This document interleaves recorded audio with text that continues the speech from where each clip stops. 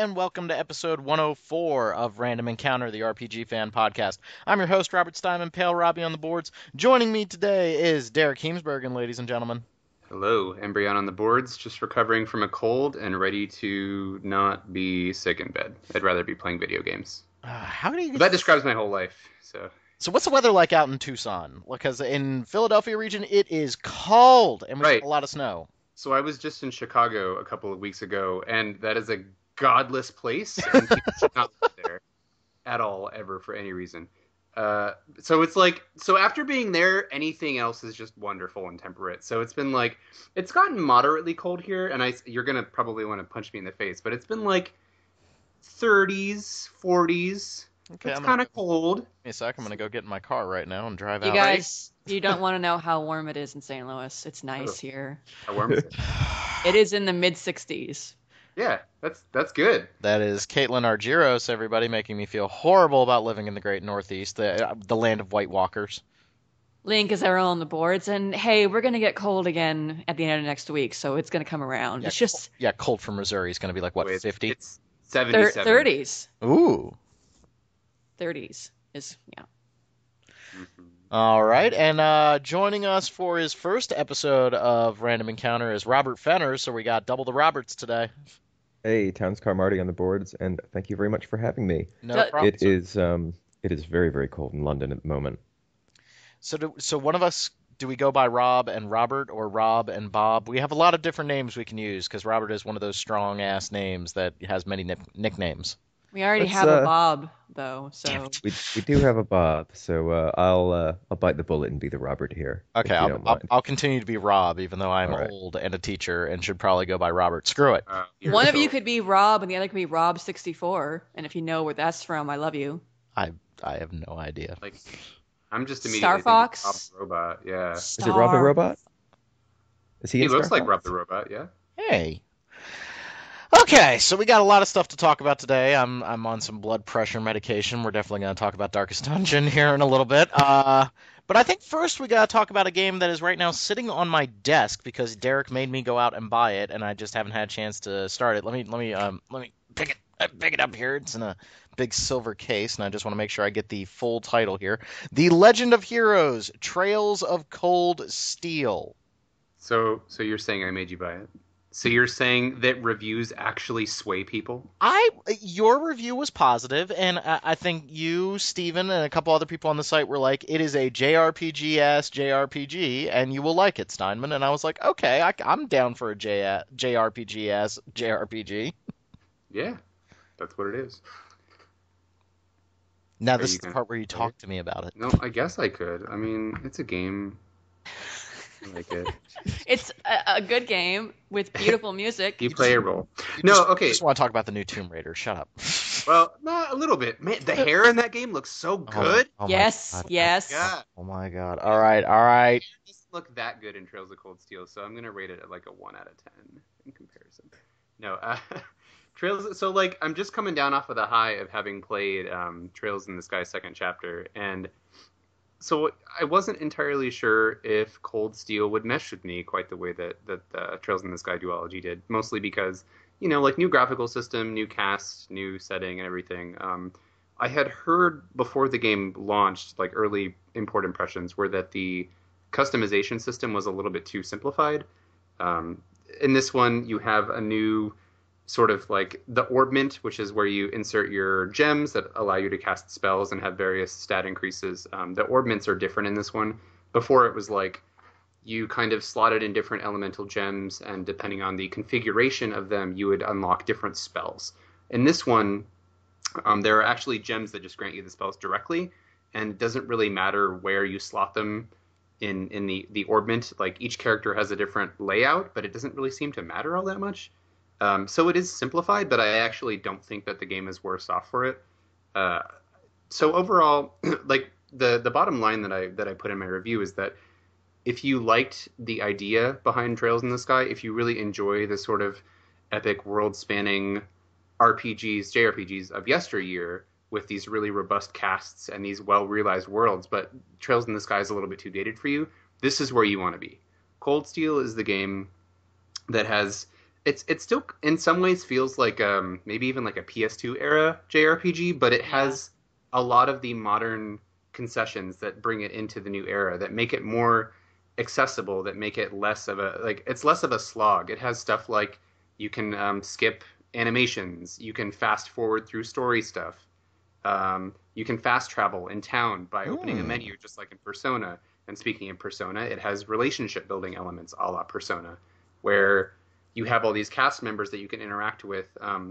And as you choose to spend time with them, you have limited amounts of time in between major story beats to spend time with your cast members. And as you do that, your relationship improves and you unlock new abilities in battle. So everything works really well. It's a symbiotic sort of system, much like Persona, but it has its own take on it. And I think that it actually works pretty well. It's a little bit, in some ways, it's kind of simplistic, but I don't think that the game is worse off for it. It's very much Trails in the modern era, and I like that for it.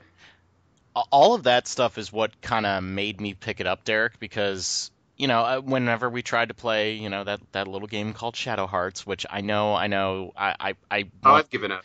I I'm know. not going to ask you anymore. Should I just jump and go to the second one? Because that's what Steven tried to get me to do, is to Yeah, just say, screw it, yeah, just you go to the probably second should. one. Because, I love a good JRPG, but we saw so many advancements in the PS2 era, especially with the Shin Megami Tensei series and Persona especially, these really good advancements to kind of take some of the BS, some of the grind out. And when you talked about that with Trails of Cold Steel, that immediately like turned me on to the game. I was like, that sounds really cool because I love a good turn-based JRPG, big story, bigger than life characters, but some of the stuff that hasn't aged so well, I struggle with that stuff, if that makes sense. And so that your recommendation really spoke to me as somebody who's like, yeah, I want to play these games, but I want to kind of do them in a more modern setting. Yeah, and with its modernization, there does come a little bit of bad with the good. I think that for the most part, I think the game has a good cast overall. I like the characters. I think the voice acting is generally very good. Um, there are no characters who I just outright hate 100%. There are some that grate on me, but this one, because it is a product of like the 2010 decade, it has some characters that really pander to like the mainstream anime trends that are a little bit obnoxious sometimes. Like there's definitely the kind of hyperactive lolly with a mysterious past, and there's like the tsundere who wants to go, it's not like I wanted you to be my friend. Except the good thing is that in the case of that character in particular, she gets over that really quickly and doesn't act like that generally anymore. Like there will be occasions where she is standoffish with other people, but she legitimately apologizes to the main character for being crappy to him, and then they move forward, I and the was so relationship goes surprised how quick she turned nice. right. Yeah, Yeah, yeah. because you It's like, oh expect that no, to a go whole on game of forever. this. Exactly. So you'll get some of those modern trappings where you're just like rolling your eyes because you feel like you know exactly how it's going to play out. But Trails in general is really good at acknowledging those tropes and doing something interesting with them. If not outright subverting them, but then at least playing with your expectations a little bit. So you do have to brace yourself for a little bit of that. But if you can do that, and if you can deal with really slow pacing, because it is incredibly slow paced, um, then I But think that's another it's thing that Persona does too. Persona definitely introduces characters with kind of a trope hook, and then you get to know them more through social links, and they become more three-dimensional. yeah, So exactly. another way in which this game is kind of Persona-esque, and if you like Persona and that kind of development on a character level, you'll probably like this game. Yeah, and I think even the most initially unlikable characters come around to at least some degree. There are some that I was just like, oh, I can't stand them. But later on in the game, I was like, okay, I get why they're acting that way. Like either some piece of backstory is revealed, and then that person grows from there on. Because um, I will say that one thing about the plot that I wouldn't say rubs me the wrong way, but is just a little curious, is that a lot of the people in this game are hiding stuff that they don't need to hide. And then it becomes an issue at some point, and then it's like, well, why did you hide that in the first place? But usually, whenever that piece of information is revealed, there's character growth, and they continue from there.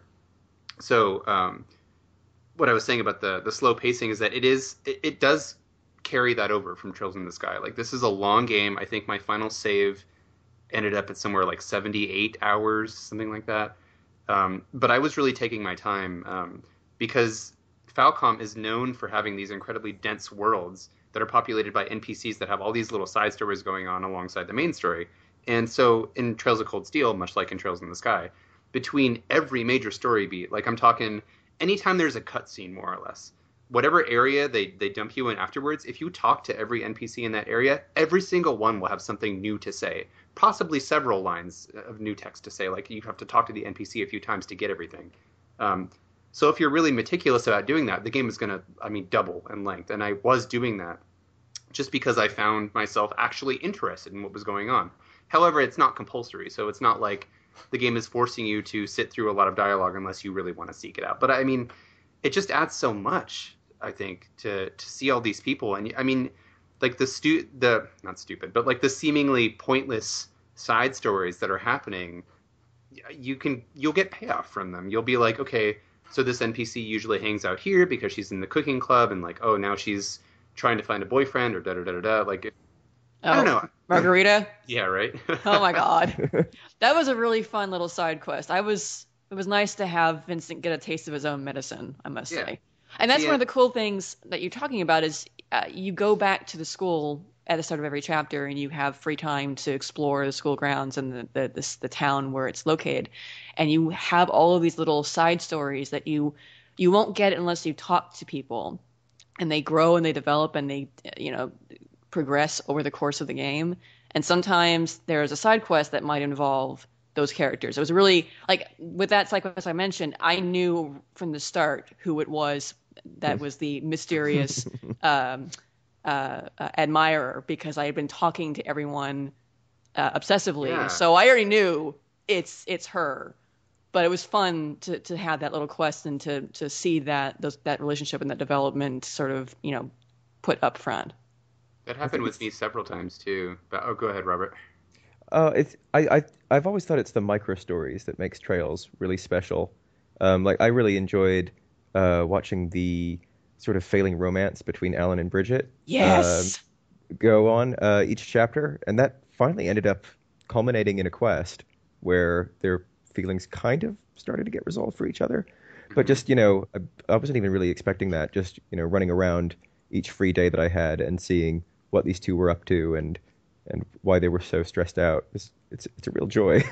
Yeah, do you guys remember in Trails in the Sky there was an NPC, Anton, he was in Grancel, and he was pining over some girl, and there was even an achievement in the Steam version, I think, that was like, if you talk to him at every juncture that you can, it's like, I don't remember what it was. I want to say it was Chronicles of Anton or something.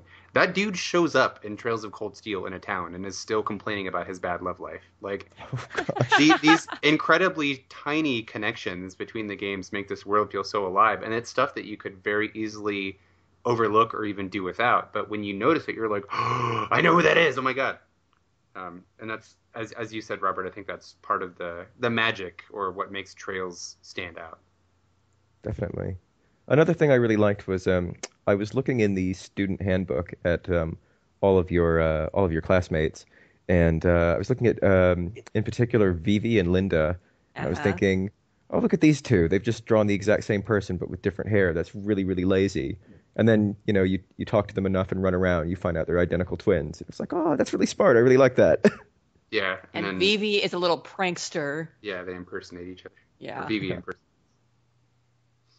But yeah, so I mean, the story and the relationship building elements aside, which are good, I think. As I was saying, Rob, the battle system has some advancements as well. Like you can skip through animations if you don't want to watch them, even though they're pretty cool to watch. Every character has their Nibelung Valestes style big, huge attack, which I love. That's one thing that I wish they would have remained holdouts from the PS1, PS2 era. Is like, I love the stupid, over-the-top attacks where they call out the name of it and they say their incantation, like Monado, gathers Buster, above the clouds part. The destruction of your life is at hand. That cheesy crap. I don't know. I like it. So they definitely have that. And as I mentioned with the relationship building, so you have these links between the characters. So thematically, all the characters in Class 7, which is what all the primary cast, they're members of this like elite military class that's a mixture of nobles and commoners, and it's a whole thing. All the primary characters can link with one another, and they're all testing out these new combat units called Arcus units, which is a big part of why they've been placed in this class together. So these links manifest in battle as a way for you to have characters pair up to do things like follow-up attacks, automatically heal each other, and they do that as you get to know them better.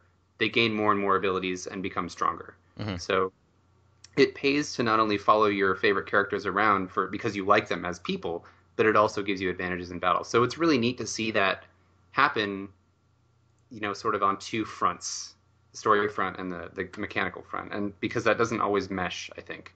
Like, it's weird when you play games where you have opportunities. I can't think of anything. Like, you have an opportunity to get to know a character outside of battle. You have a revelation about their personality or their backstory, and then it doesn't really show up anywhere else in the game, if that makes sense. I wish I could come up with a pertinent example, but it does a good job of meshing all that, I think, in Trails of Cold Steel. I mean, you won me over with it. I really do like the traditional JRPG, and I was looking for something that's, still has the modern twist to it. And then I had to make the decision about, do I buy it on PlayStation 3 or Vita? And Steven talked me into getting it on Vita, and it just makes me realize more and more how much I love my Vita, and I wish that there was more things to play on it. It's such a gorgeous system. It fits so well in my hands. It's just, it is a perfect JRPG machine. We talked before about how awesome it would be if Persona 5 was coming out on Vita, and, so far nothing. It doesn't look like it's going to happen, but can you imagine? Can you imagine? So long as it doesn't compromise the quality of the other versions, yeah. Exactly. Yeah. And I think both Robert and Caitlin can attest to the quality of the music in the game, because damn! Yes. Oh my goodness! I think it might be my favorite Falcom soundtrack so far. It's so good. Whenever I hear Falcom, I just think it's going to be violin madness. Is that basically what I'm getting with this one? Violin and guitar. Yes. Yeah. But I'm okay with all that. But good, yeah, it's really good. Like we talked about this on Music of the Year on Rhythm Encounter, but I think what I really like is that there's this really nice balance between, you've got your battle themes that sound like they could easily be in an Ys game, rocking guitar and whatnot. But then you also have the town themes and event themes that are a little bit more subdued and more like what you might have heard in previous Trails games. So there's a really kind of a nice balance between those two different main series that you might be familiar with when you're thinking about Falcom music. Mm-hmm. And the final boss theme is outrageously good. I don't know if you've heard it out of context, but if you haven't, you should wait and hear it there, Caitlin and Robert. It's so good. Now, what's the deal with the sequel to this game? It's supposed to be coming out next year. This year. This year. Sorry. I keep forgetting it's 2016 already. Right, yeah.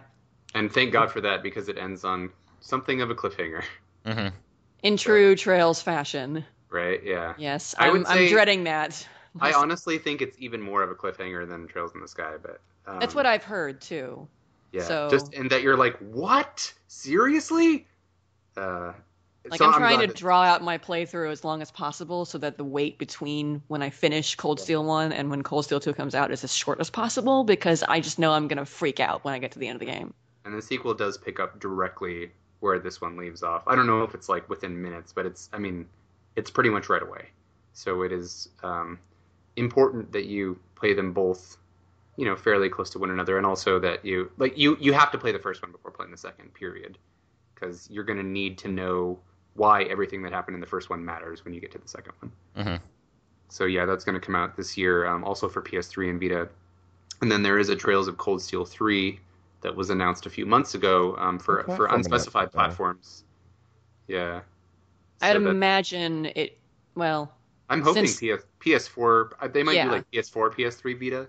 Since Ys 8 is on PS4, I would be surprised if Cold Steel isn't at least on PS4 in addition to other consoles.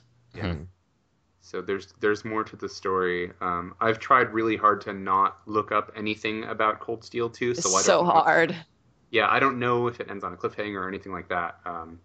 So it obviously must leave something unspecified if there's a third game coming out. But I would really hope it's something like Trails in the Sky, where the main story in Sky is really resolved in second chapter, and then third chapter sort of takes off from that, but isn't directly connected to the story. I've heard that's the case. Okay, I was doing a little bit of reading a couple of years ago, and I think people were saying that Cold Steel 1 and 2 tell a satisfying story Okay. when taken Okay. together. That's good. But I don't know that much about it. And as a warning to you, Rob, and to anybody listening who hasn't played yet but just picked up the game, do not look through that art book until you have at least beaten Cold Steel 1. And I honestly wouldn't even look at the Cold Steel 2 section because the art book is split into two halves. And I flipped like 2 pages into the Cold Steel 2 section and was like, nope, because they just drop huge bombs. Oh That's, man. that's weird Do that they not would look do at that. Yeah. Well, it Well, was supposed to be a it special says edition. They Yeah, did that with it's- the Persona 4 art book as well. Yes, they did. Oh my god, that pissed me off. Yeah. But to be fair, like that was my fault because in the Persona 4 art book as well, just like in the Cold Steel art book, there's a spot that specifically says, "Warning: spoilers beyond here. Do not look beyond this page if you haven't at least played the game." Yeah, they did the same thing in Witcher 3. It was like, please, for the love of God, do not, keep paging But- through this.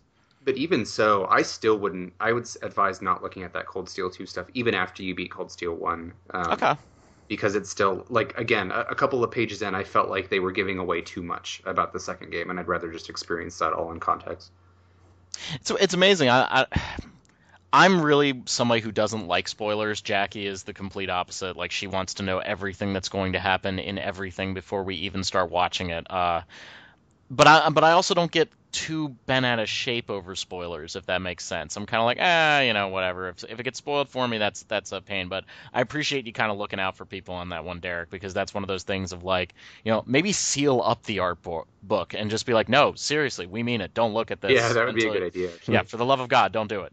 I'm pretty staunchly anti-spoiler, so I will always advocate whenever I can Mhm. for people who don't want to have stuff spoiled. Oh, Cold Steel sounds pretty cool. I think I'm definitely gonna give it a shot. We kind of have to play it by ear this week and see if any games come in for review that I can't talk about right now. And then if not, I will probably start playing the Cold Steel. So here's the big question. Do you think that we're going to get the Crossbell games if Cold Steel continues to do well? I don't even know what those are.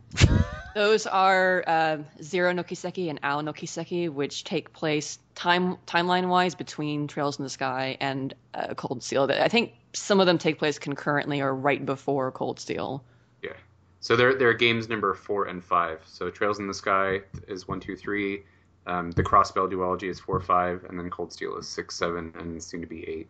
But I don't need to have played the other games. When I play No. Cold Steel, It helps, Cold Steel, but I'm you gonna be don't okay. have to.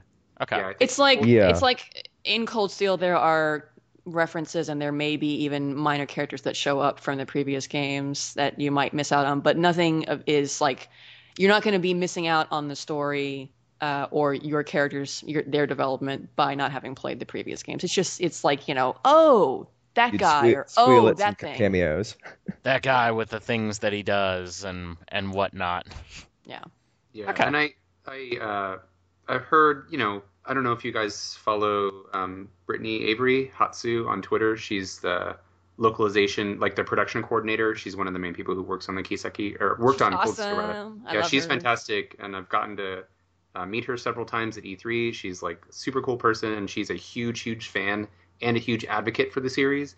So she has mentioned on several occasions that if she can, she would love to work on those games. I mean, that's not at all in any way a promise of what the company's going to do because she can't speak for them, of course. But she has mentioned like to what end her influence reaches, she wants to work on those games. So I think that there are several people inside Xseed who would love to do it. They just have to make it financially justifiable. So the first step to doing that is for Cold Steel and Cold Steel 2 to sell well. So hopefully that's the case. Buy them. Yeah, please buy them because they're good. I am seriously considering buying the PS3 version. Like Just to support him. just mean, to I- support them, and because I may very well have to play it again. I may not be able to wait once I beat it the first time. I'm just gonna jump right back in and play it again. And since you Yeah. can cross save, it's Yes. it's really hard. It's painless to just say I started on the Vita version. Well, I want to play on my TV today, so I'm just gonna cross save and continue. Yep, I did that plenty. I got review copies of both versions, and I still bought the limited edition of the PS3 version because I cared enough. And for what it's worth, yeah, the cross save works very well. The only oddity about it is that there's no way to load a cross save from the main menu. You have to actually be in game to the in game menu. So the first time you boot it up on whatever console you haven't started the game on, you have to play for like the first 5 minutes or so to get to your menu. Not that big of a deal, but I thought it was kind of a weird oversight. Beyond that, the cross save works just fine. Remember, I had trouble with the cross save on Rogue Legacy, and it kind of played into the fact that my wife made me buy a Galaxy Note 5 instead of an iPhone because she got tired of me throwing the iPhone across the room. I am not really. Maybe this makes me old. It probably does. I don't like screwing around with the cloud or syncing or anything like that. I hate that kind of stuff with a phone or a device. And even a couple of times, Steam has gotten a little weird where, like, hey, I thought that was saved and it wasn't, and something's all screwy. Like, I don't like syncing. Whenever I see that word, I start getting like really nervous about things, and the idea of cross save and stuff like that. That my one experience with it between PlayStation 3 and Vita was not pleasant, and maybe it's gotten better, but it's made me nervous. I think Steam Cloud generally is good. It works easily.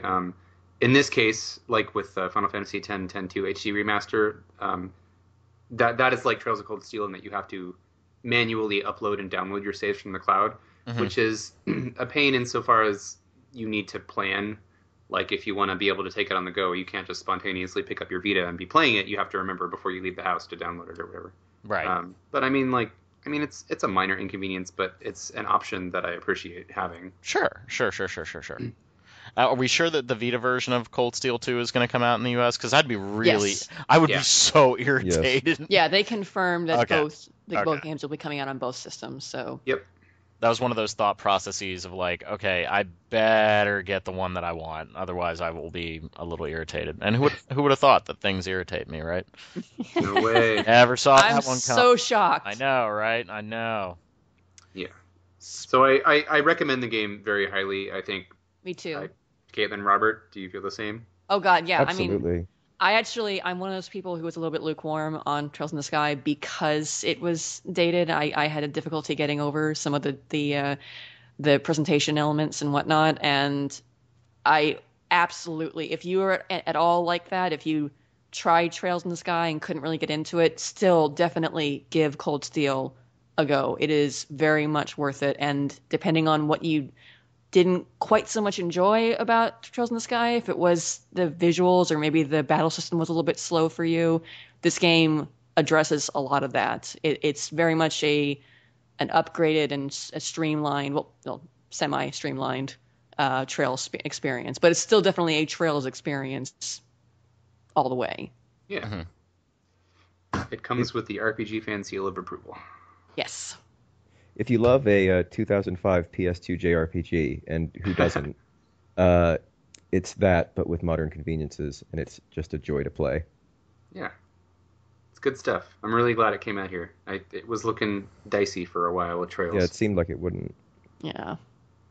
Well, I think Falcom actually requested that Xseed get Cold Steel out here. Like they wanted to see it out here because they knew PS3 is on its last probably year or two here, and Vita's not much better or even worse. So It should be better. It should be better. We I wish, know. yeah.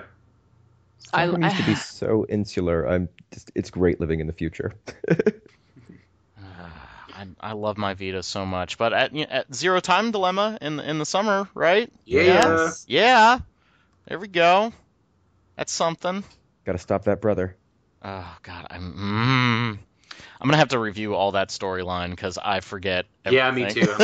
I'm gonna need a primer. Like what what the hell happened? happened again? Yeah, what happened when I asked what happened? Oh God, I can't remember anything. Dio was a jerk. The end. Okay, that I remember. Yeah, That I deal was remember. kind of a dick. Okay, all right. So, is it time to talk about the Darkest Dungeon? I mean, did you take your meds? I'm sitting here playing Darkest Dungeon while we do this too, which is probably not a good idea because you guys are just going to hear random swearing at some. are we going to hear like blood vessels start to pop? Are Possibly. we your What party does that members? sound like? It's kind of a like. I like to think that it's like the sound you make with your tongue, just Okay. and everything. Kind of cute. Everything. Oh, thanks, bud. I like everything just kind of goes like white, I would imagine. So Darkest Dungeon, I really like this game. This is the game that's been in early access for about a year now, I want to say. And it's a dungeon crawler, very dark, very much based around kind of the Call of Cthulhu mythos of your characters slowly going insane, which is a lot of fun. I really like that kind of managing not just their hit points, but also managing their stress levels, managing like different quirks and personality faults that they can pick up over the course of the game. It's really, really fun. It's got a fantastic combat system. Like, if anything, what is kind of nice about this game is you can turn off a lot of the mechanics that are a little harsher. So mechanics like not being able to run away from battles all the time, the corpse mechanic, which was very, very controversial when it came out, where certain enemies will leave behind a corpse that has to be cleared from the battlefield because everything's based around positioning. Like you being able to hit one of 4 rows, if there's a corpse in the way, that can stop your players from being able to hit certain targets. Those things all work really well, and you can turn them off and kind of tailor the game to the experience that you want, kind of like as hardcore as you really want to make it. That stuff is all really, really cool. I think the problem that I'm having with the game, and it's coming out of early access, so this is the full release, the Darkest Dungeon, the titular Darkest Dungeon was not available at any point during early access.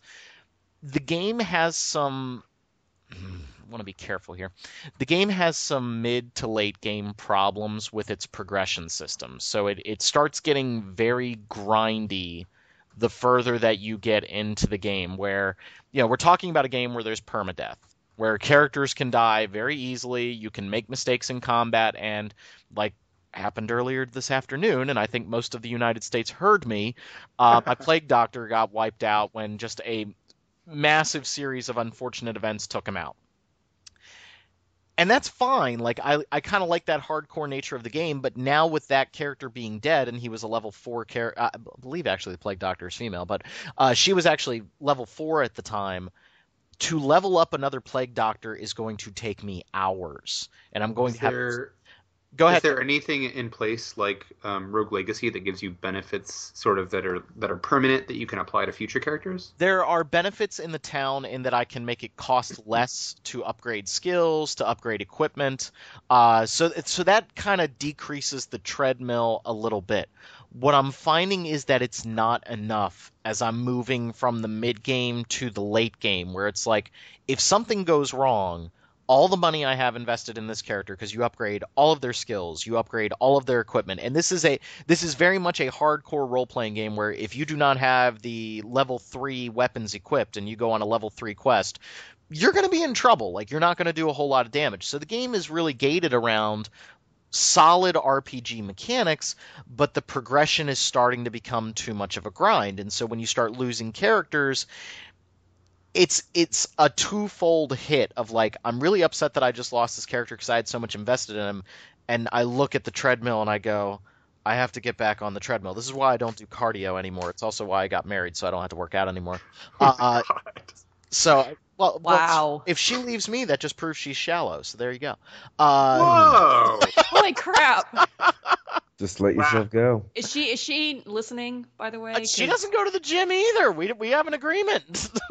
I'm just wondering if we hear someone smack you in the background. That's why. She said to me that she wants me to have a dad bod, and I am more than willing to go along with that. She doesn't want me to be all muscly. I just look at this treadmill now with my dead plague doctor, and it's like, on the one hand, I'm pissed because I had so much time invested into this character, and now I have to do it again. And so that's kind of where I'm at with the game right now. Is like, I've been playing for about 16 hours, and I've had a lot of fun with it. I have a lot of progression in my characters, but with the game not having a big story component and really just being about more and more dungeon crawling, I'm starting to reach a level of like, what do I have to show for this? And as characters begin to die, I'm going to have to re-level up characters and upgrade all their skills again and equip them all again. And so it's a little bit of a downer. And they have said, to their credit, they released a blog post yesterday saying, we're analyzing the mid to late game and we're going to try to take away some of the grind. But the grind of this game is starting to take away from the really good things that it does, which is really intense strategic combat, some of the best turn-based combat I've played in a long time. A game where status effects really matter, like it's really important to poison enemies for a number of different reasons. I love the dark Cthulhu look of the game, like it's kind of got a Hellboy comic brought to life. There's so many things about this game that I love, but it's just the progression is becoming a real uphill climb. And the further I get into it, this is how nuts this game gets. There are 4 Darkest Dungeon quests that you have to beat to finish the game. The Darkest Dungeon quests should only go after them when your characters reach max level, which is level 6. And if they complete the dungeon, those level 6 characters are retired. It's like they've seen the horrors of the cosmic universe and they can't handle it anymore, and they now need to go away. So now you're going Nursing to home. you can't take a level 6 crew 4 times into the darkest dungeon and beat the game. You need Right. 4 level 6 crews. Because you've exposed them to the horrors down there and they can't do it anymore. Thematically, I love that. Like that's the thing, is that from a thematic standpoint, I think that's really cool, really dark, like really mysterious, like the stuff of the original Diablo that I really like, of characters going insane. But But it from sounds a bit grindy. yeah, from a gameplay perspective, it's like, hey guys, you kind of have me grinding a lot. And so there's also some balancing issues where some character classes just ain't cutting it as the progression keeps going up. Like the Highwayman, who's kind of your roguish thief character, is really strong at the beginning, but now all my Highwaymen are like just not getting it done at the higher levels. Meanwhile, like of course I named the Hellion female barbarian character Jacqueline. She's just kicking ass and taking names. Like she's just super strong, and there's nothing I can do to like make her terrible. But other character classes just aren't cutting the mustard. So there's some balancing that needs to be done with this game. Overall, I can really recommend it, but I think for those looking for a story or looking for something that has clear progression, it's lacking a little bit in that area, which is a little bit of a shame. Now, this What? just came out of early access. Is it only on Steam, or is this coming to other platforms as well? I think I heard something about PS4. It's Steam right now. It's going to come out to PlayStation 4 and Vita, which I'm really interested to see what they do with the interface, because it's very mouse clicky, also a little janky on the mouse clicky. I've had some problems with like, hey, I didn't mean to use that attack. Why did you just do that attack? So that'll be cool, and I'm looking forward to playing this on the go on the Vita. That might kind of mitigate some of my problems with it. It's a good game. It's a game I really, really like, but it's very, very grindy, and I'm kind of wondering, like, with a permadeath based game, is that just the nature? Like, is that just what I have to kind of accept emotionally as I play this game? Is like, yeah, I'm gonna lose some characters, and that hurts, but it also hurts that now, with my limited amount of free time, I now need to go deeper into this game and do more with it. I think you might be right. Yeah, I think it's just the nature of the game, perhaps. Yeah. Am I the only one that's played it? I know Steven's played it, but Yeah, I haven't. I'd like to actually, but I I haven't. really want to play it. I haven't either. it's cool. I do really like it. I can recommend it for a myriad of reasons. I want to see kind of where they go with it in the next couple of patches, the next couple of updates, because I think that they've got this brilliant start of a game that is just losing a little bit in terms of balancing. And I know I'm one of those guys that gets really hung up as a reviewer. I get really hung up on game balance, but like earlier today there's a mechanic where as you're moving through the dungeon, your characters will eventually get hungry, and it's completely random when they get hungry. You have to feed them. If you don't feed them, they take damage, and they also take stress damage, which is what leads to them like going insane and yelling and screaming at each other and just causing problems in combat. If they stress out completely, some characters will skip turns, some will refuse healing. Like, you're very much trying to manage a party. Well, 4 different rooms out of 20 on a dungeon that I was completing, 4 rooms in a row, my party became hungry. Like, they all suddenly got tapeworms, and I checked. They did not, in fact, have tapeworms. So I ran out of food very early in the dungeon. That's never happened before, and now they're all stressing out, and now they're all yelling at each other, and oh dear God, a huge enemy showed up.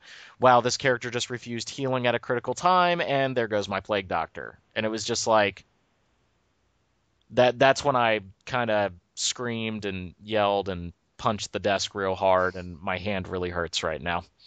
What does a plague doctor do? Plague Doctor throws a lot of poisonous grenades and stuff, and if So it inflicts the plague then. yes, and if the enemy dies to the plague, to like the poison stuff, they will not leave behind a corpse. So if you hit them with something, they're going to take 4 damage on their next turn. You just let them die. You're just like, well, screw you. You're already dead. And I love that mechanic in the game. It's like, well, I've already killed you. You just don't even realize it yet.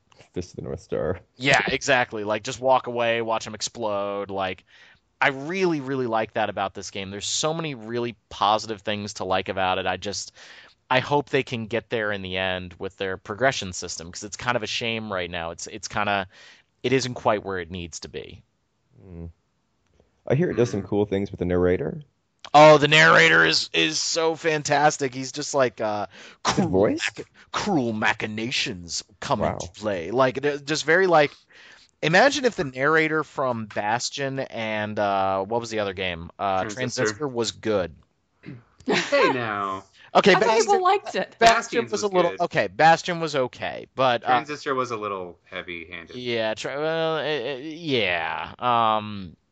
But imagine if that was just really, really good, just like really, really solid, like made you happy to talk to. Like, I really like that part of the game. The narrator's great, and just the whole thematic element of the game is fantastic. It's fun. I would definitely recommend it to people who.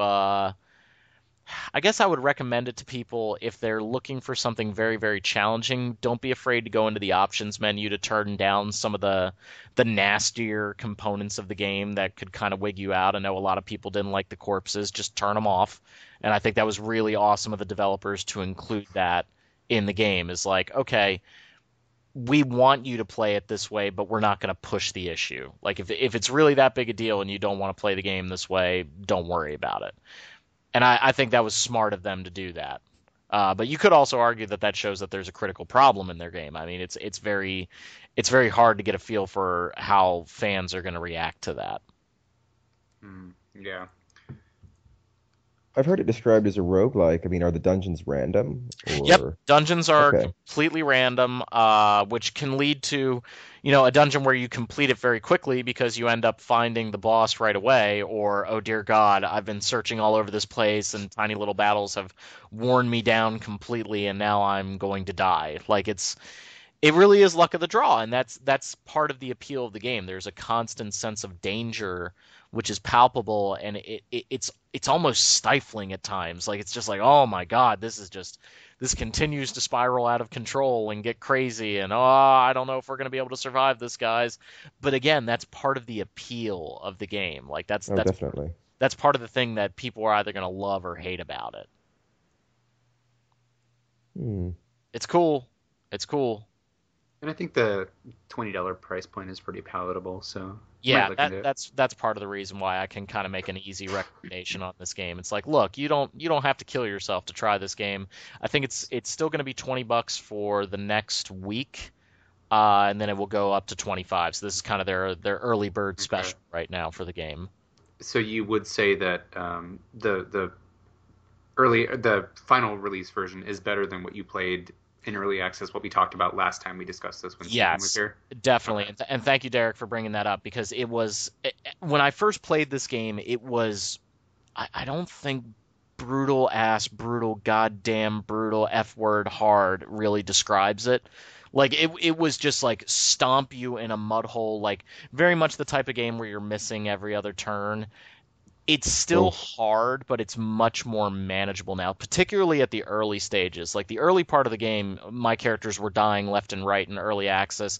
Not so much of an issue now. Like, there's still that palatable sense of fear and danger, but it's not nearly as stifling. It's not nearly as like, oh dear God, everything's going to go wrong here. And I'm kind of hoping that they can then apply that to the late game. Your characters are actually really sturdy. I like the idea of these characters can face a group of monsters pretty straightforward, but it's when you fight so many monsters over and over again, it's like eventually it just mounts and you can't overcome it anymore. And I really like that aspect of the game. Yeah, so I mean, you're feeling stress and tension in line with the characters in the game. Yes, I really, really like that about about it. But that also means that it can lead to moments of just, I haven't cursed this much at a game in a long time. And Caitlin mentioned before we started recording, like, well, you play Dark Souls, you play Bloodborne, like, why is this game annoying you so much? It's because it has an RNG, it has a random number generator. And there are moments where that random number generator just feels like it gets stuck on the FU button. And it's just like, wow, they just critical 4 times in a row on me, and this feels terrible. But again, that's what you're getting out of the game. Like that's part of the experience for good and for bad. Are there boss encounters? Yeah, the bosses are hit and miss. I have found the bosses to either be way too easy or dear God hard. Like and nowhere in between. Like I actually ran into a boss a day or two ago that I just got demolished on. Like he was hitting 2 of my party members every turn with a super attack. And then today, like I did a holy prayer and went in and fought him again. And he was so easy. Like he was only hitting 1 character every turn. He wasn't criticaling every round. And I took him out like it was nothing. And so it was this real moment of like, what the hell was that all about? Like, I don't even, maybe there was a patch and they tuned him a little bit because he was so hard earlier in the week. You Like, just just got lucky. stupid hard. Maybe I got lucky. I don't know. But there are bosses. They have a lot of nasty mechanics where they're out to screw you. I mean, it doesn't get any more straightforward than that. They are out to kill you and screw you.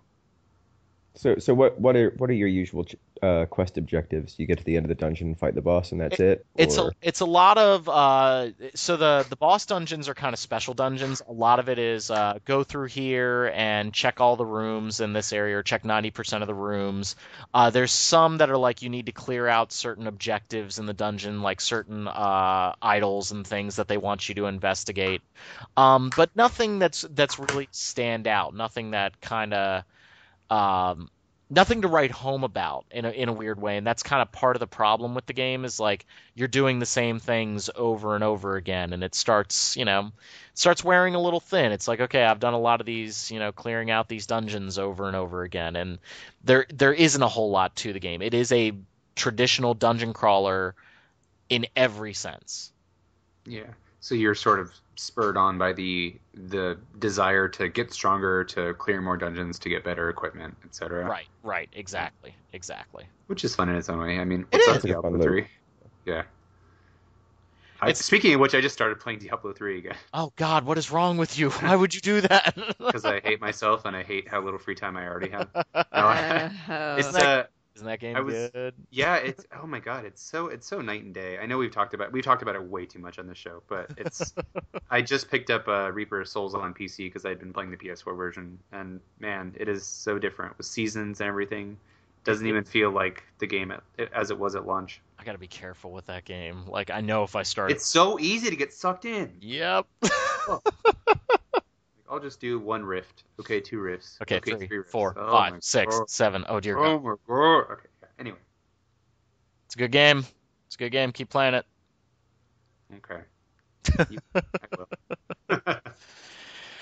All right, where are we going next, guys? I got all the Darkest Dungeon talk out of the way. Where are we going next? Well, I guess I can talk about a little game I've been playing this weekend called The Division. Tom Oh, Clancy's? I am looking forward to talking about Tom this. Clancy. So I here's like the multiplication better, but go ahead. here's the question: is this the game that we wanted Destiny to be? Well, I don't know. I have a kind of a biased opinion of Destiny. I was really hyped for it and then was completely disappointed by it. And based on what I've experienced, been playing the beta this weekend, it's better than Destiny. At least Ooh. I am more interested in exploring the world and doing stuff than I was in Destiny.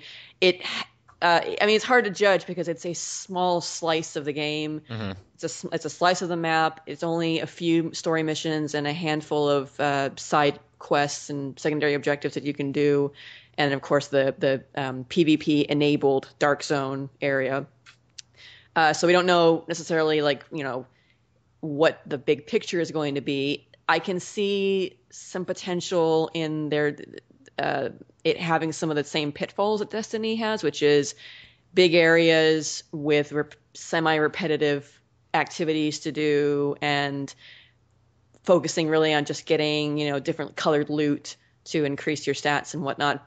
But at the same time, I'm a lot more interested in the gameplay and the ways in which they weave RPG elements into that gameplay. Because on the surface, it looks like it's a third-person shooter, but everyone has a HP, hit bars. Characters have levels. When you deal damage, you're doing damage in hit points. Your weapons are rated based on their DPS, and the damage that they do factors in with like how quickly they fire and things like that. You have skills that you unlock based on how you upgrade your home base. You have 3 different sort of wings in your home base, and when you upgrade those wings, you get access to new skills, to perks, to talents that you can equip.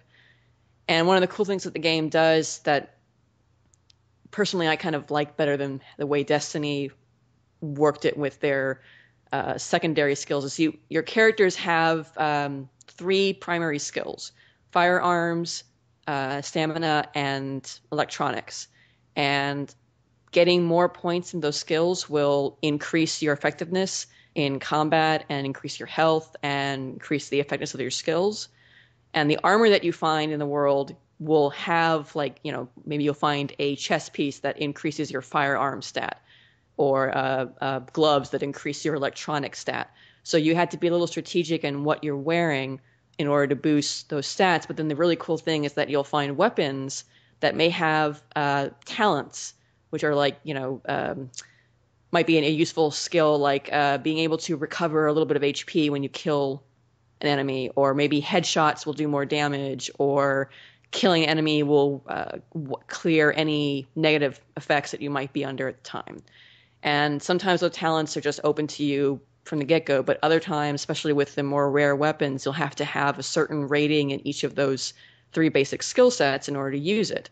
So I got a weapon that I believe would recover my HP whenever I kill an enemy, but I had to have a certain level of firearms, stamina, and electronics in order to use it. So I'd have to play around with my equipment, or maybe find better equipment and prioritize certain things in order to be able to use those skills. Which is, I don't know, Destiny had a similar thing where equipment would sometimes boost a secondary stat, but it didn't really feel as important because it was just a stat that would affect, how much damage you do with a certain type of weapon or a certain skill. This actually can affect what you can get out of the weapons that you equip and how useful your gear is. Mm-hmm. So it sounds like it's more of an RPG than Destiny, which was very much an action RPG in a Diablo sense, if that makes sense. Am I putting words in your mouth when I say that? I definitely feel a bit more of an RPG sense from this. I mean, they're kind of similar. Destiny also had enemies with levels, and you would deal hit point damage and things like that. But I think, have made care to bring those RPG elements forward and make them more what's the word for it? More pronounced. Yeah, and worthwhile. Like, it's not just, oh, hey, there's a piece of equipment that has higher armor rating, I'm going to equip that, and maybe it ups my light level, or maybe it gives me this secondary bonus. No, this is a piece of equipment that will dramatically boost my skills and let me use this other skill that I have access to on my weapon. Mm-hmm. Or this is going to give me a huge boost in my health, which I probably need if I'm going to be taking on enemies that are like 2 levels, 3 levels, 5 levels over mine or whatnot. So I don't know. I feel, especially with the loot, I feel more of an RPG tint to it. So Mm-hmm. Sounds a little Mass Effect-y.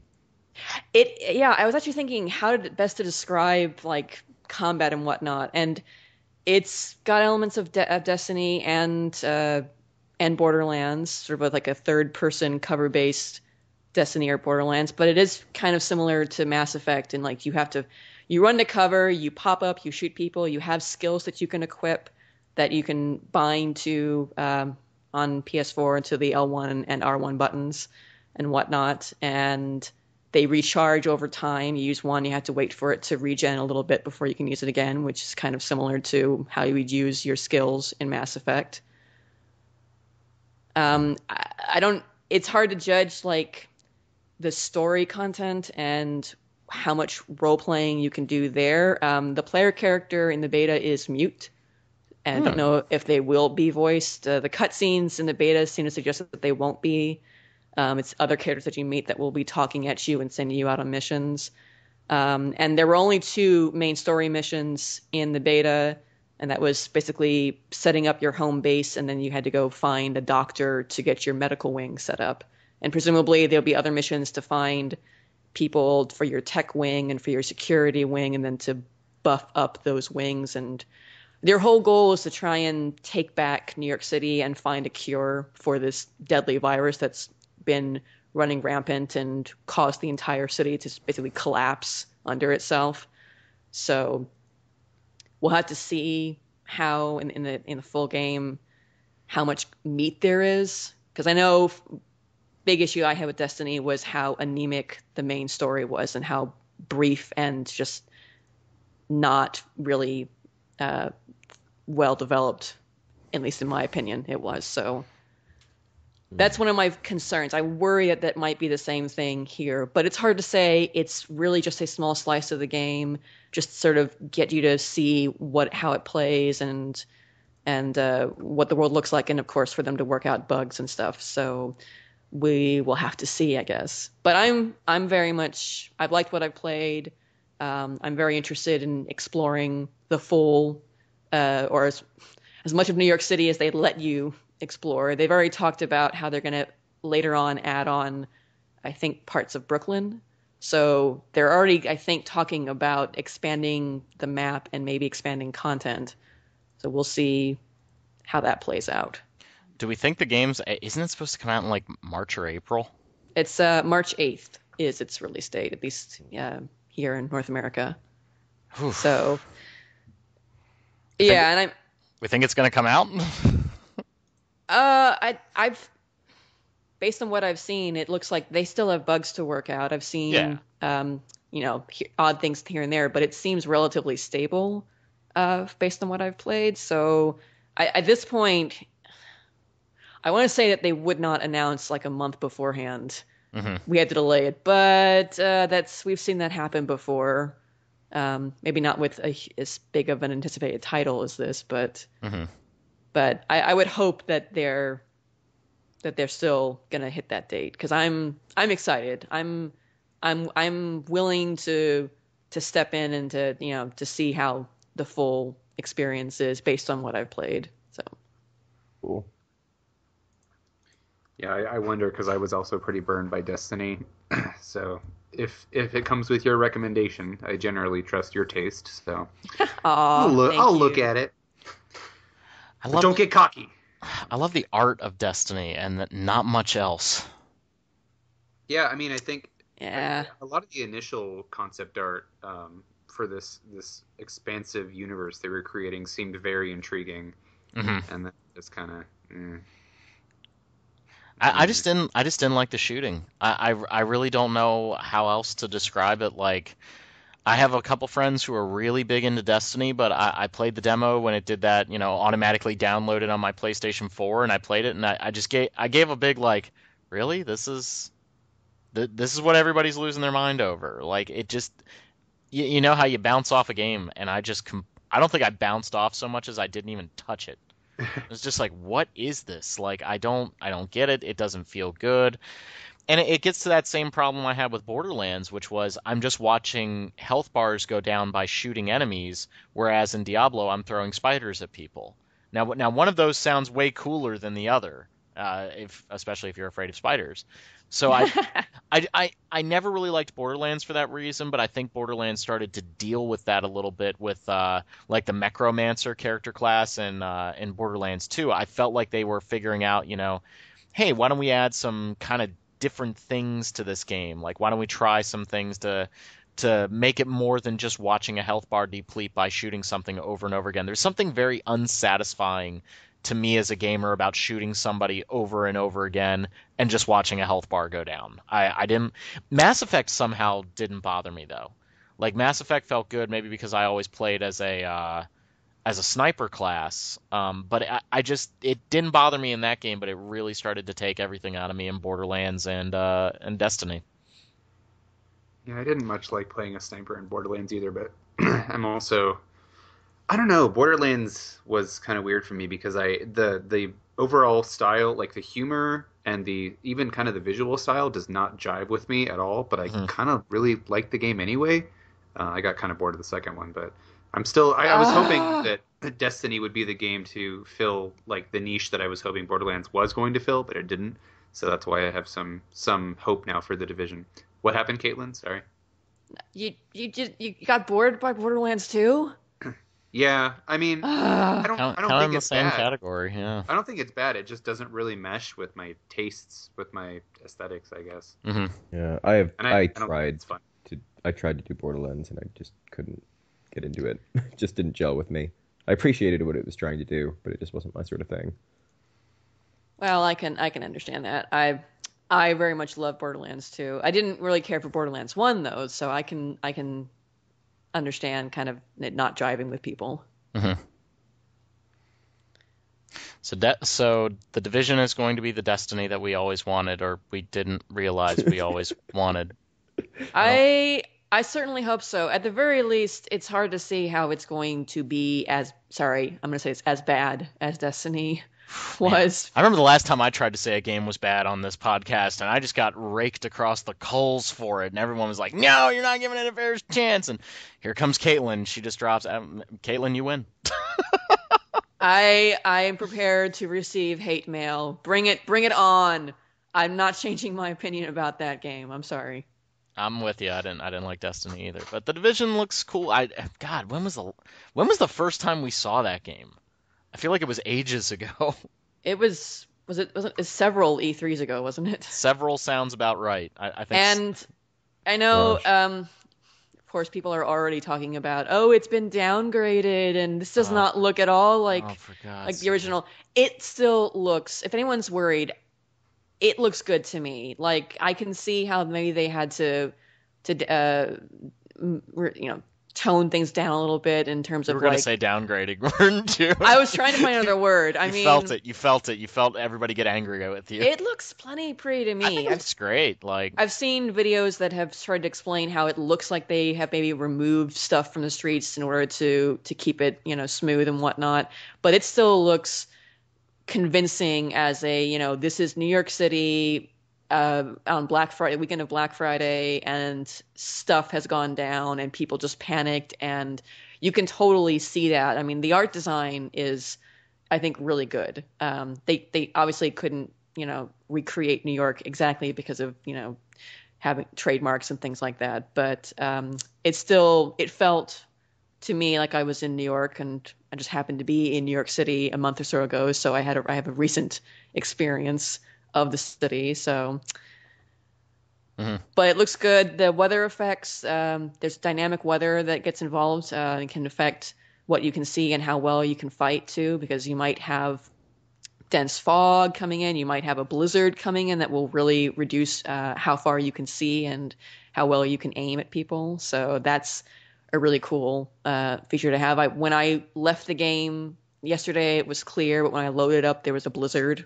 When I got outside my home base, I was like, "Holy crap! I cannot see more than Cool. half a block in front of me."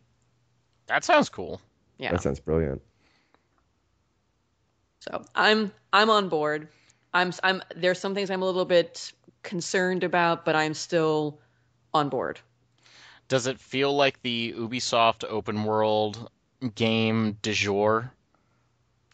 A little bit, A little bit. yeah. Are there Like any Okay. towers? Oh God.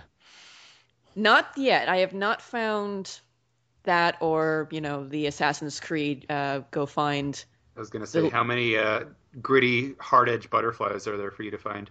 Mm. No, Find all no. the missing robo pigeons. I mean, there's a collectathon. You can find cell phone recordings that you can play back. You can find survival guides. You can find, one of the cool things is these. You can find little recreations throughout the world of different, like, little mini scenes going on, and when you get there and you activate them, it creates a little field around you and uses like, holographic projections to show you where people are. And you get a little audio clip of what they're doing. You can walk up to these little, they don't move. They just sort of stand in place in a pose. So you can kind of get an idea of what's going on. And you walk up to them and you can find information about them and who they are, what their occupation is or whatnot. It's a neat little way to create some world building and show you how things have broken down and how they are still very much messed up right now as you're going through the world. And then cell phone recordings, that's, the thing that's being done all the time now is having, having little tape recorder things that surely, give you characters talking together. That's kind of a staple nowadays with open world games and things like that. So yeah, you do have to collect things, but I feel like they made a bit of an effort to make it realistic for the world that you're in. I had not seen any like pointless climb up here and push a button to reveal stuff on your map yet. They made that bit a bit more organic. You have maps in your bases that you can walk up to, and they can populate your map with things, which makes sense. It's a map. It should show you where things are. It makes sense, I swear. Oh, man. It's pretty bad that we all know exactly what I meant when I said the Ubisoft game design. Like, yes. Which is a shame because, like, when they weren't doing that so much, it was okay. Like, I was trying to explain to people, like, I would play an Assassin's Creed game if they came out, like, once every 2 or 3 years instead of, every, 11 months. It looks like you'll get your wish this year, Rob. It sounds like it. I'm okay with them taking a little bit of a break. Yes, please. Like, just knock it off a little bit. Like, let me play other games. There are other games to be played. Other games that I promise you I will enjoy. The Division. The Destiny you didn't know you wanted. From the people that didn't make Destiny. Back of the box quote. Yeah, there you go. There you go, Ubisoft. Enjoy. You're welcome. Enjoy. Please understand. Please look forward to it. Please look forward to it. Please understand. Yada, yada, yada. Thank you, valued customer. Oh, God. That meme can't is be never helped. going to die. It can't be helped, yes. All right, what's next? I've been playing a little game. All right, in tell that us about it your is little game. It's a little game because it's on a handheld system. It is Mario and Luigi Paper Jam. Cool. And it's pretty good. I like it. So my preamble is that I am a huge, huge, huge fan of Mario RPG, as I think many of us are. I don't think that's a game that most people would look at and be like, I don't like it. Generally, most... No, Okay, well, you're... I'm kidding. See, I was ready to like throw you under the bus. Well, it's because you're... No. I know it was coming. I played a lot of that when I was a little guy, and Yeah. I'm kind of scared to revisit it. I think, yeah, I would be a little bit. I probably played it a couple of years ago, didn't play the whole thing through. It felt like it still held up pretty well, but Okay. I think the Squaresoft influences are pretty strong in that, and that's what Yeah. makes it keep its kind of timelessness. And I do actually think it's still pretty timeless. So I was a huge fan of that, and I liked the first Mario and Luigi for Game Boy Advance. But I felt like as time went on, for me, they got progressively less and less engaging. There seemed to be an upward focus on humor to their detriment because I didn't really find a lot of the humor super funny. And I think the games just got wordier and wordier, and they got more and more heavy-handed with the tutorials, particularly.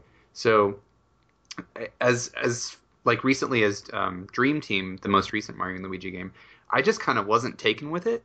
I was really excited to play it. I played a demo of it at E3, and Steven and I both played it, and we walked away feeling like, oh, this is going to be awesome.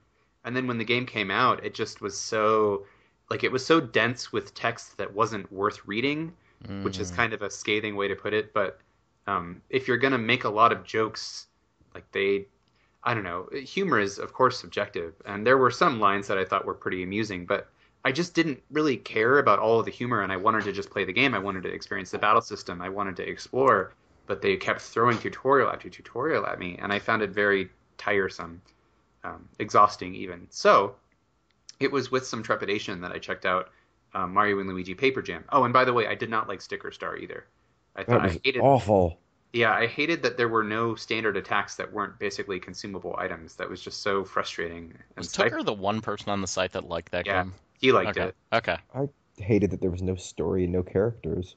Yeah, I'm a really big Paper Mario fan, and boy, they really dropped the ball with Sticker Star. I agree with that. So Paper Jam, I think, actually does some good to salve those wounds. I think that it's a step in the right direction. It's a it's definitely not a Paper Mario game. It's a Mario and Luigi game at its heart, which they're fairly similar anyway. But there are some elements from both that come together. But it's more or less like a Mario and Luigi game with some paper character elements thematically and mechanically. So in Mario and Luigi RPG fashion, it's like something happens, Peach gets kidnapped, which is a little trite at this point, but whatever. And then you have to save her. And in this case, the the storybook that the paper characters live in, the Paper Mario universe is in, gets knocked off a shelf, and Paper Mario, as well as all the other paper people, come out of it. So Paper Peach and regular Peach get kidnapped by Paper Bowser and regular Bowser. I don't know what to call them other than regular, but like 3D Bowser would probably be better. I don't want to like attach a value judgment here. Paper is beautiful too. So you have to save them, and so Mario and Luigi team up with Paper Mario. I don't know why Paper Luigi isn't here. He's just not.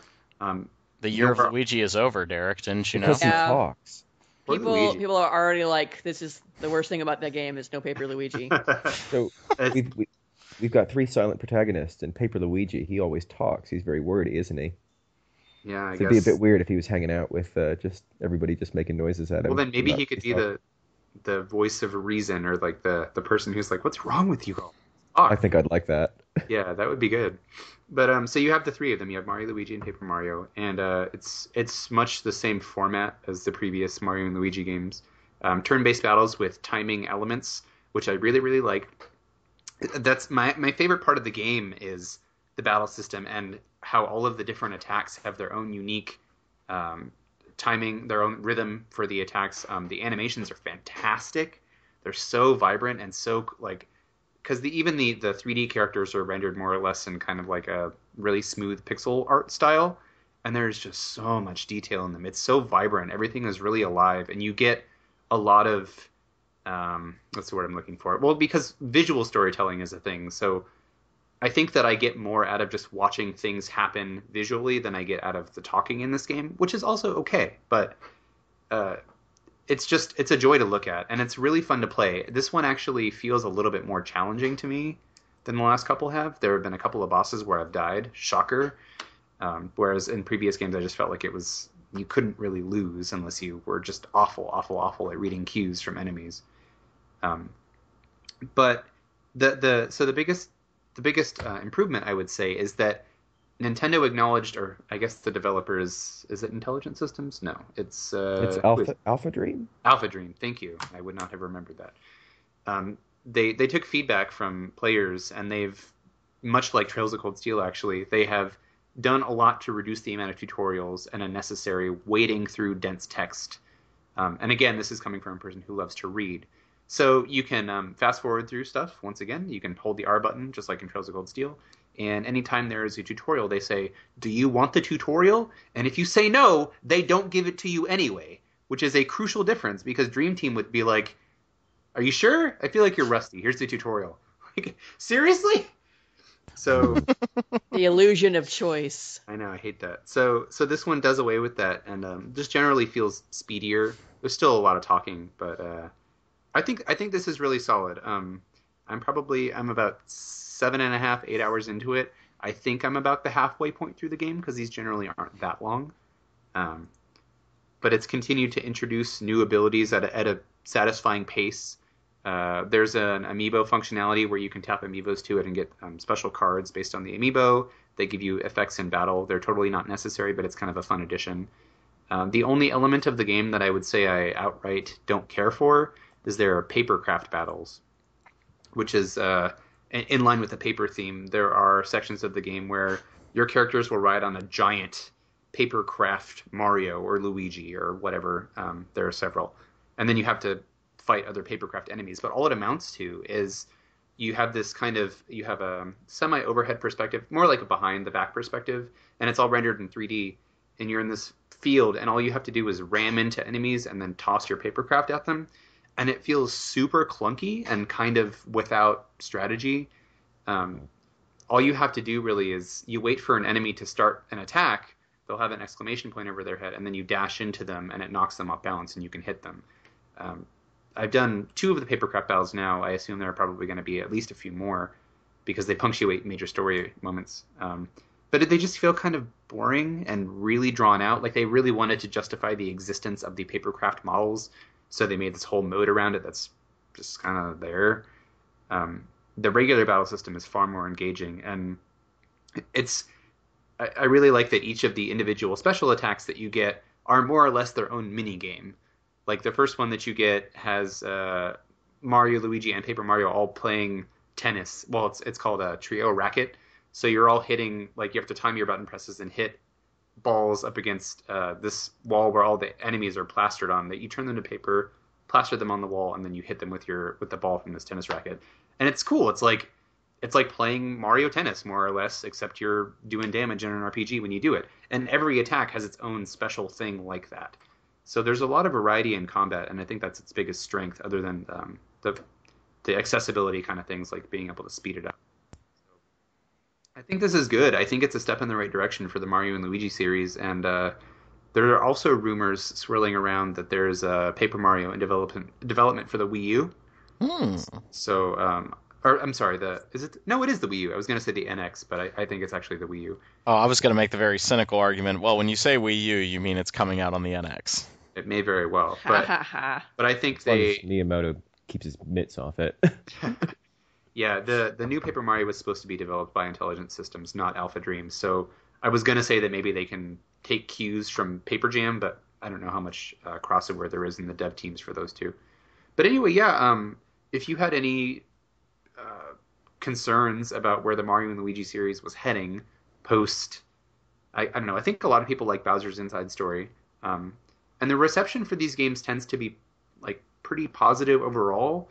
I just felt like they were getting more and more tedious. So if the last couple have been kind of tedious for you, I would recommend Paper Jam. I think it's worth your time investment. And it's got a little bit of a challenge, not like a big challenge by any means, but you might die on bosses sometimes if your timing is bad, which apparently mine was a few times.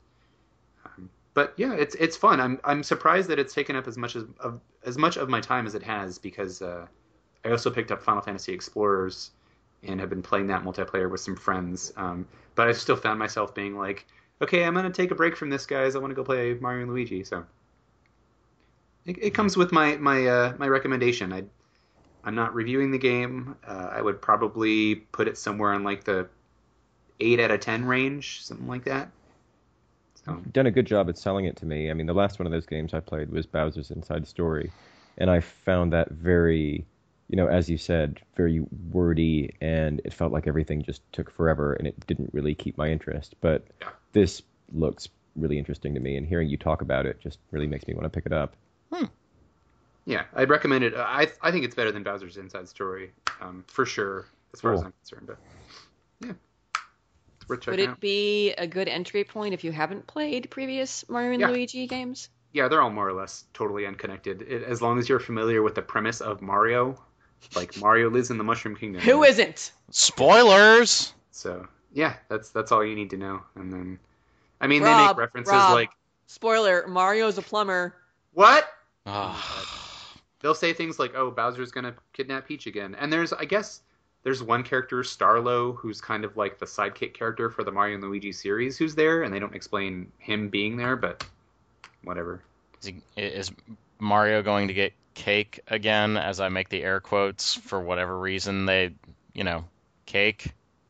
No, it's just like Luigi's in the castle library and knocks over the book and causes the problems to happen. Okay. Everybody continues to blame Luigi throughout the game. It's kind of sad. Everybody just dogpiles on him. They're like, Luigi's just the most hated thing in the universe. I don't know why. He's tall and ganky a little bit. He can't help it. Poor bastard. He and I have that in common. What are we gonna do with you, Luigi? Maybe, I don't know, make your own game. treat him like a human being, maybe, like he deserves. Poor Let bastard. him get the girl for a change and Poor be done. bastard. That's all I have to say for Mario and Luigi Paper Jam. All right, cool. Well, hold on one sec, guys. I need to reach over here. Okay, we got Trails of Cold Steel right here. We got a T-shirt here. Let's spin this around, make sure I put it on the right way.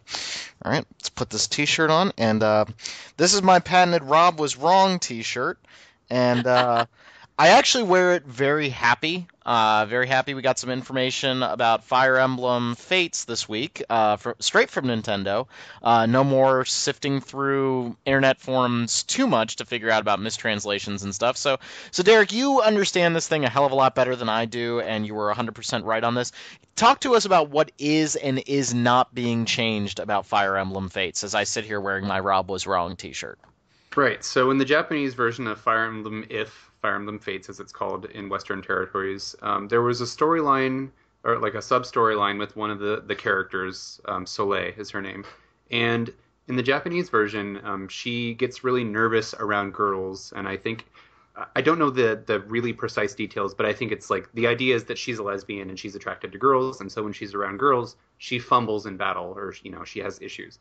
So there was a storyline where, like, if the main character does support conversations with her, there's some element involving like a magic potion that makes her see all girls as men, so she becomes attracted to the male main character if you're playing the male.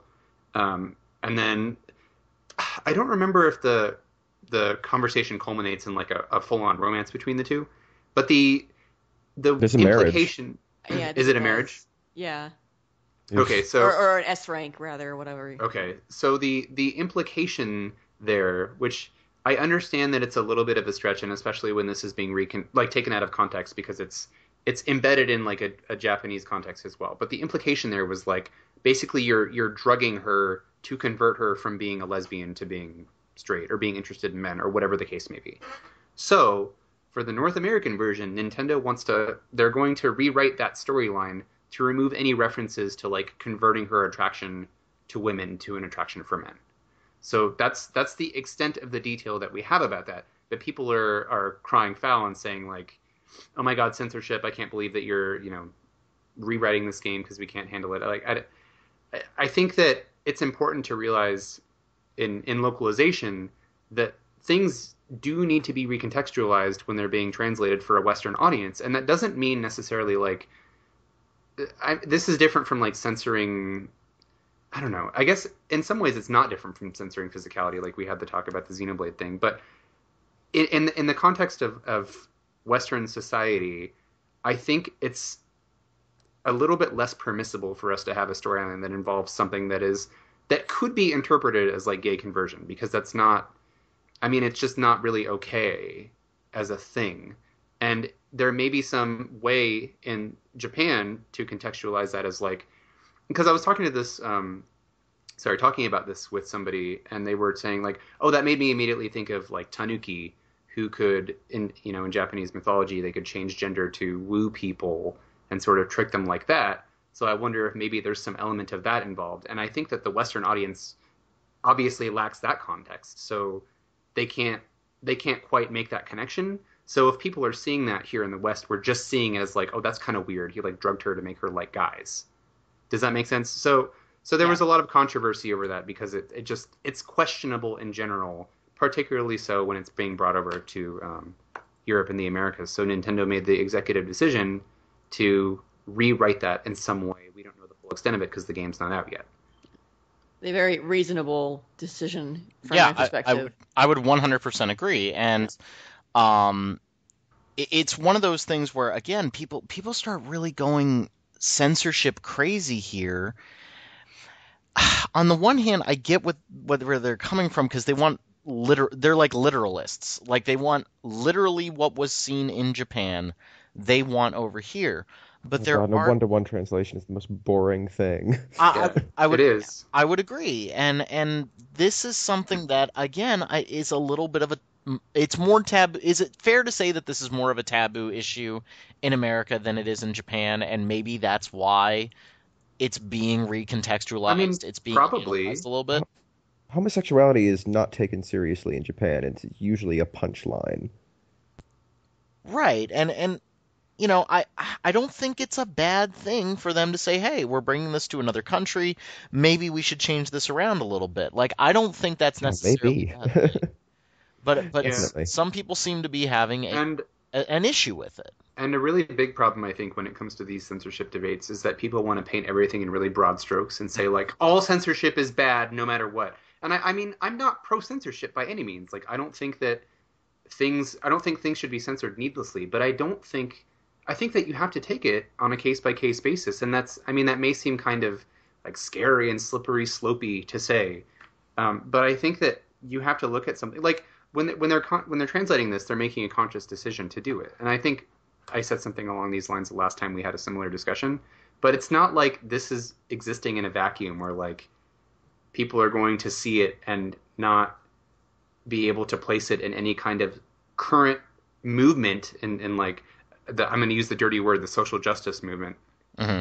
which by the way, I don't understand why that's a negative term because Social like, justice is good. yeah, I think generally it's all people should have the opportunity to be represented fairly in media. So well, there you go thinking again, Derek. And what have I warned you about lately?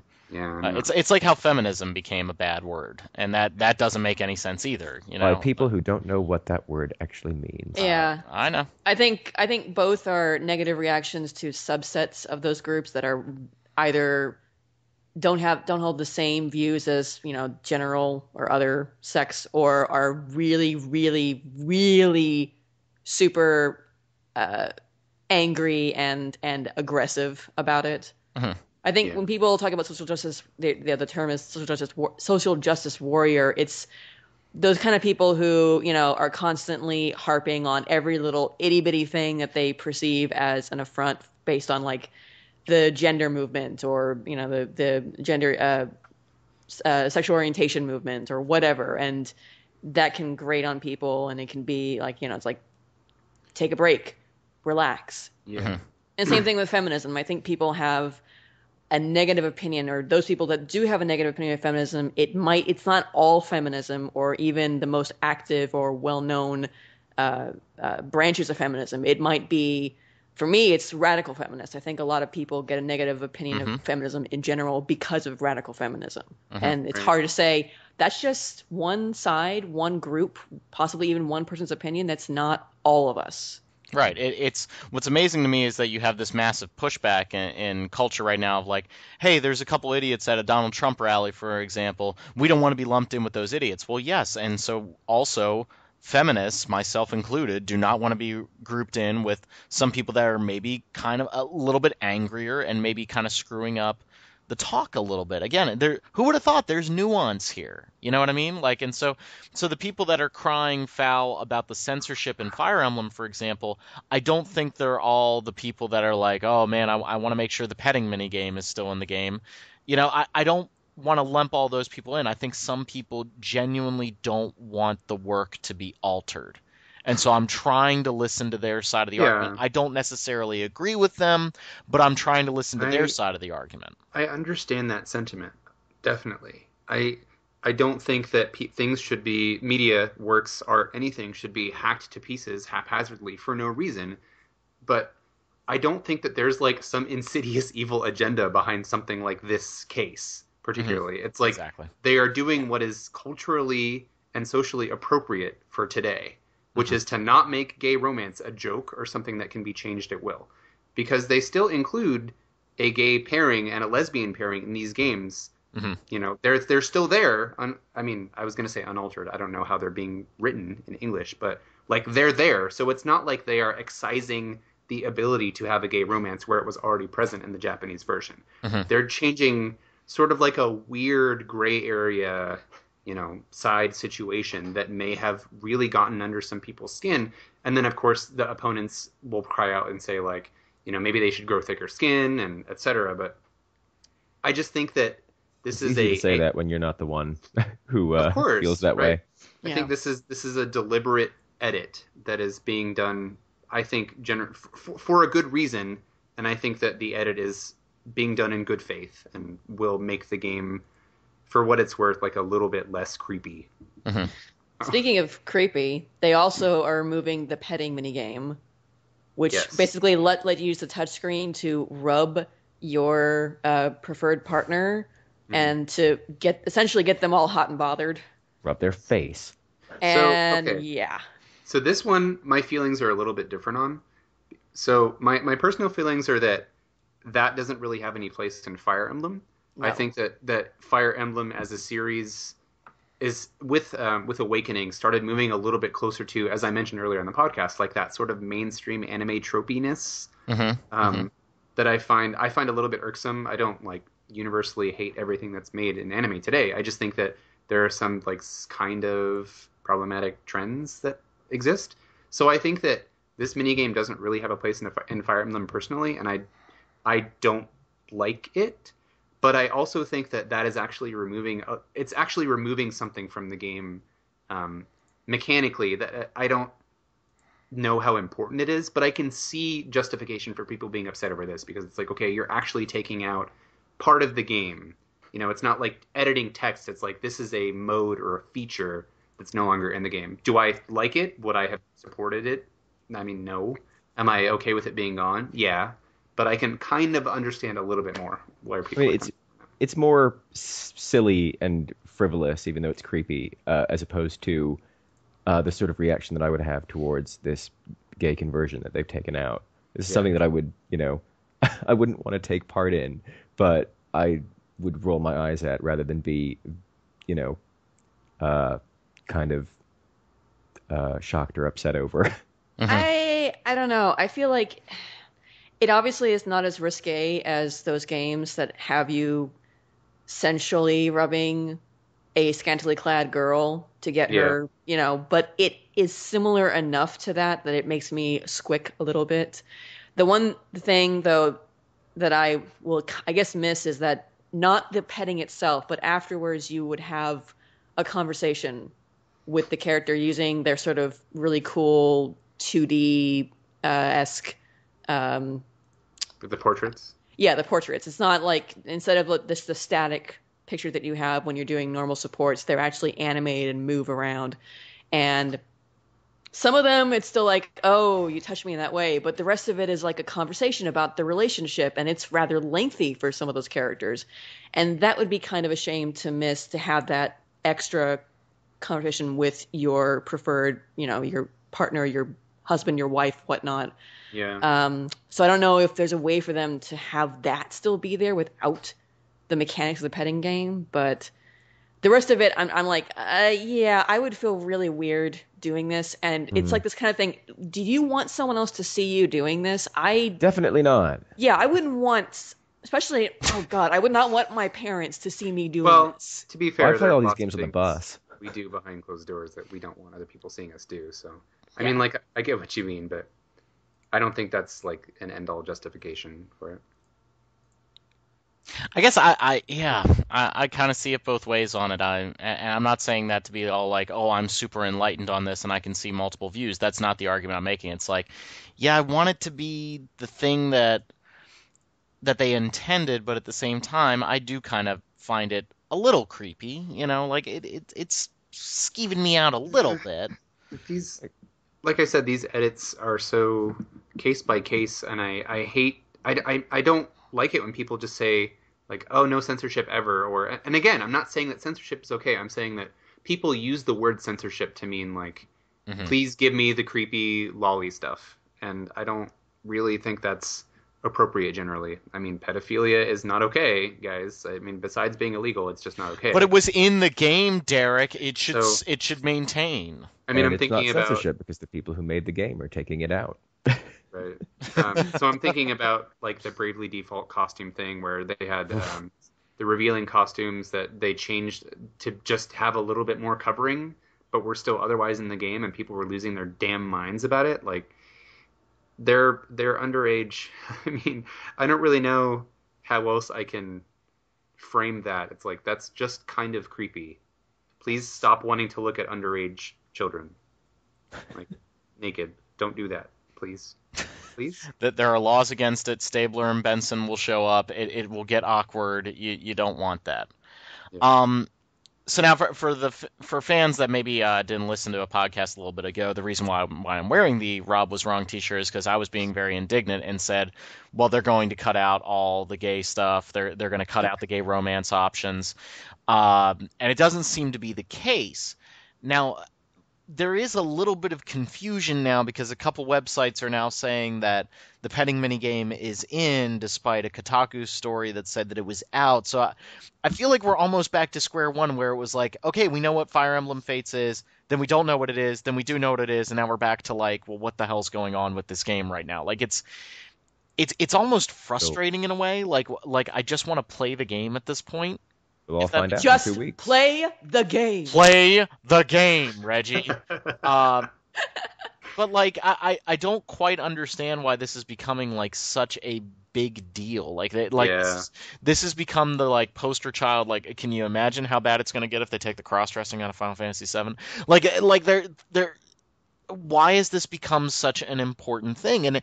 And from my standpoint, it was such an important validation for Nintendo is going to stick by this game. It understands that, you know, the world is changing a little bit, and keeping the gay romance options in the game is important not just to the original intent of the authors, but also because of what it says about our society right now. And I'm so glad that Nintendo is taking a positive stand on that. They could have kowtowed to pressure. They could have said, "Oh, we're going to take this out," which is what my cynical ass argument was saying. So I'm really, really glad that they're doing this. And you know, the petting mini game is one of those things that it does skeeve me out a little bit. I probably never would have engaged in it in the game unless I would have to. But I also Your friends are not dogs. Do not pet them. well, I mean, you know, to each their own, I guess. So yeah, I don't really know. You know, the game's out right around the corner, but there's still some stuff that seems up for debate, or you know, there's misinformation. I can't really. I don't know. Just play the damn game. Again, we'll find out soon, and I hope this kind of blows over. I think that much like with the Dead or Alive Extreme Beach Volleyball 3 thing, people are kind of latching onto this for some reason as like they want to use it as a platform or use it as an example to say like, stop censoring my games, stop trying to take everything away from me. I think the bigger issue there was that the game wasn't very good. Yeah. Oh, case, snap! Yeah, I don't want to get into that one. I did it for you, big guy. I think that was the bigger issue with that game. But that's neither here nor there. I've said this before, you know, compare what they're doing to the new Fire Emblem to what Atlas did to Persona 1 back in 1996, and you'll see that we have never had it better in terms of localization. Right. Yeah. I think that's a very good argument to make. It's kind of like, okay, in the middle of all the people losing their minds and all the big brouhaha, let's used to get half the game cut out. Right, and that's not the case anymore, and that's such a positive reminder for people of like, hey, it's okay. Like we're doing okay right now. You know what just came to mind, funny enough, was did you guys ever play La Pucelle on PS2?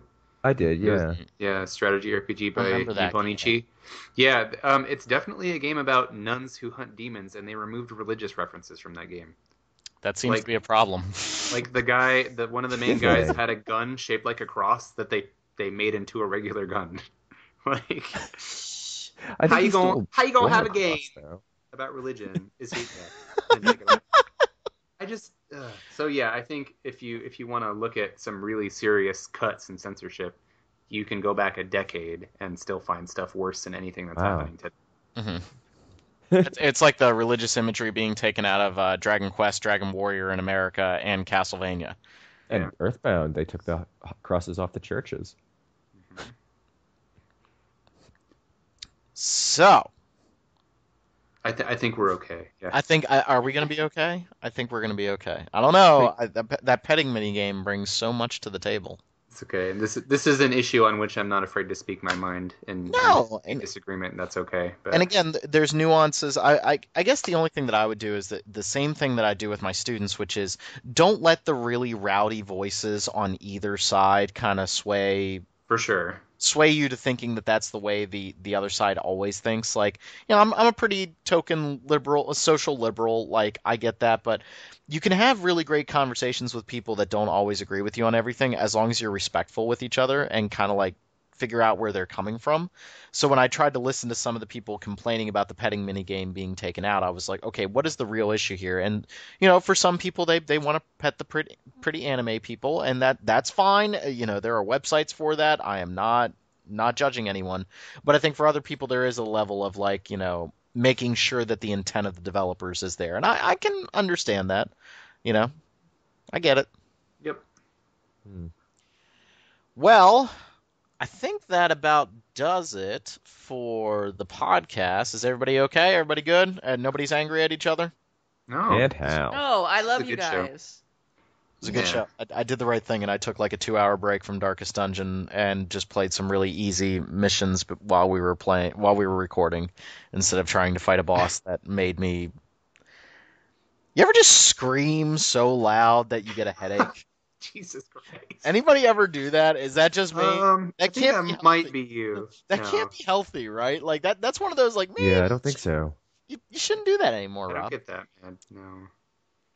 I can get mad. I think so. Okay, so what's the maddest anybody's gotten recently at a game? Because the only thing that's coming to mind as far as even semi recently was Final Fantasy XIV, back when Titan was like the most bitch fight in the game, and he could knock you off the arena and you just die and can't ever recover from it. Like, I remember fighting that fight for months and never being able to beat it. And which, I mean, I guess you can blame me for being a scrub or something, but it wasn't always my fault. Get good, Derek. Oh my god, that fight used to make me so mad. And now I can steamroll it with like 3 people and it's no problem. Anyway. For me, I would say Darkest Dungeon is definitely high on my list. I know I talk about it all the time, but you gave me the opening. Probably the Dark Beast Parl in Bloodborne in one of the dungeons. Robert, you're Or no. Chalice. No. One of the Chalice dungeon fights is against a souped-up Dark Beast Parl. Oh, my wife brought me Wendy's. I love my wife. she really does want you to get fat. You weren't Chalice dungeons something Dark Beast Parl. Oh yeah. So like that fight, Robert can maybe defend me a little bit on this. The camera just doesn't work. Like, just flat out does not work during that fight. Yeah. And you get a really good look at his ass the entire time, and that there was some incoherent swearing during that fight. That was a. I had that problem with Chalice Dungeon ROM because that's just too cramped to fight a boss that big. Rom can go to hell. Have you gotten really mad at anything lately, Caitlin? Or do you keep it pretty chill? Oh, I'm sure I've gotten really mad at something. I'm just trying to... the grind for the anima relics in 14 pisses me off. That's like a sustained anger. So... That's just constant mad. Yeah. It's stupid. It's stupid! It is stupid. It's so bad. Anyway. I was audibly cursing at the boss of the 4th floor of the old schoolhouse in Trails of Cold Steel earlier. Is that the one that don't freezes you? It's the 3 that can. It's the 3 stone statues that can confuse you. And I was banging my head against that for a little bit, and then I went back and tried again and just used a bunch of buffs, and they all just went down instantly. And then I felt very silly. Strategy. It's everything. Anyway, I think that should wrap us up. You guys are making me not want to play Trails of Cold Steel if it's. Oh, come on. There was one fight. I do get it. That's just... You can very easily manipulate status effects and buffs to your advantage, and it's amazing how well it works. That's just the thing, guys. I'm always angry. Everything makes him angry. I'm his wife. I know. Whoa. Oh my gosh. Hi, Jackie. Hi, Jackie. There's a lot of truth in that. Okay, well, thank you everybody for listening to the podcast. For Derek, Caitlin, and Robert, thank you very much, and we will see you all later.